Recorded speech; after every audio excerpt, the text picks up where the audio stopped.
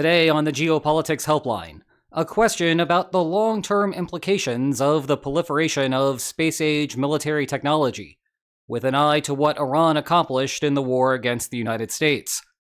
Iran acquired sub-meter targeting-grade intelligence surveillance and reconnaissance, ISR for short, by purchasing a Chinese satellite for $36.6 million, with ground control outsourced to a Beijing-based commercial firm outside any jurisdiction that the United States or Israel could strike.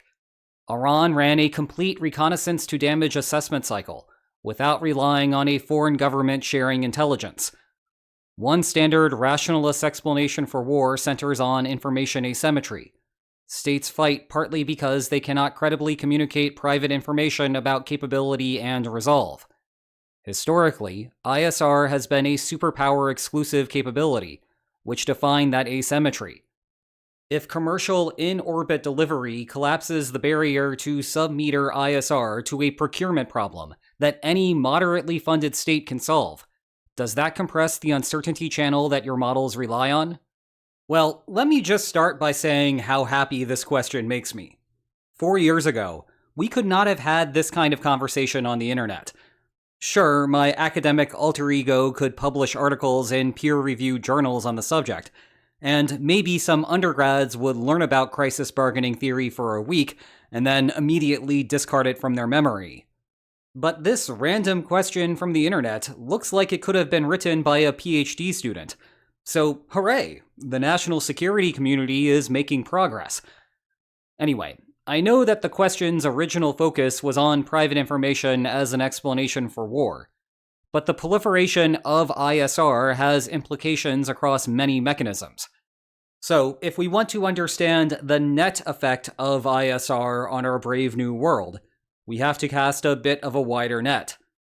Let me work through 3 separate mechanisms: first strike advantages, clandestine violations of agreements, and the standard sort of private information that the question originally addressed.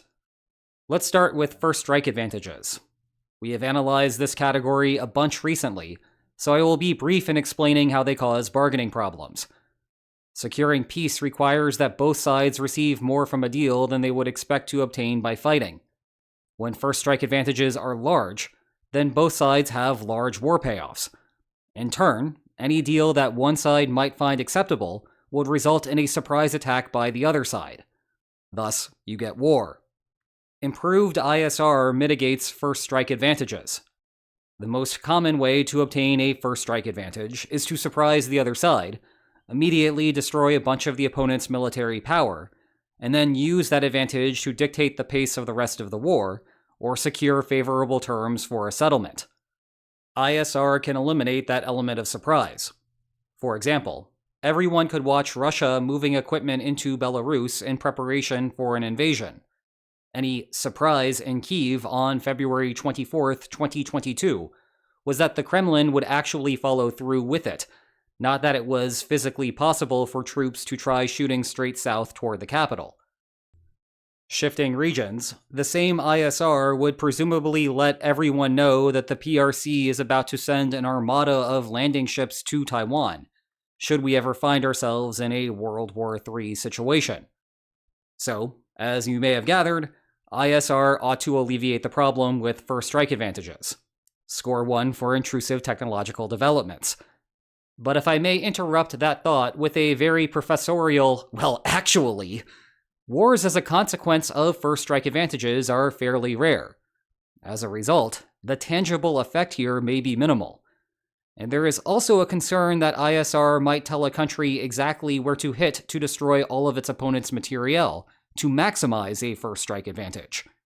This is actually built directly into the reader's original question, as it was ISR that allowed Iran to locate a bunch of US planes and hit them with ballistic missiles and Shaheds.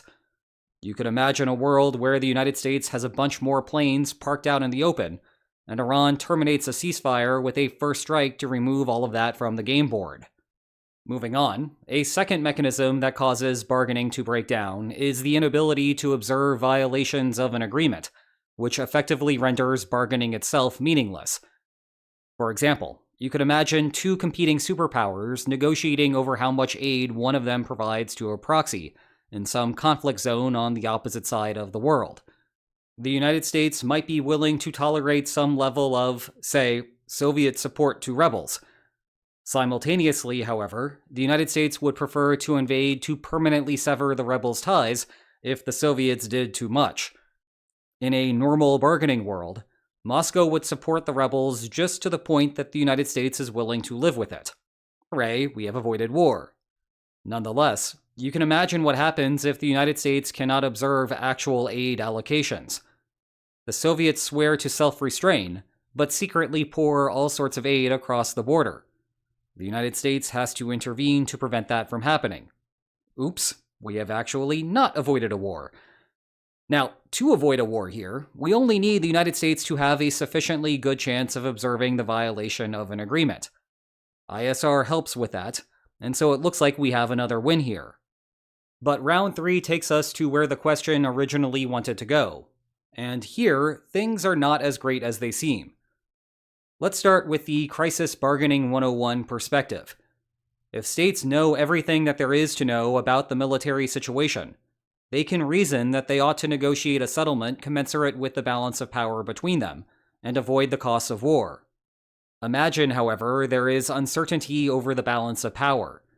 One country's intelligence service anticipates that it is currently in a very strong military position, even though it recognizes the possibility that things are not nearly as rosy.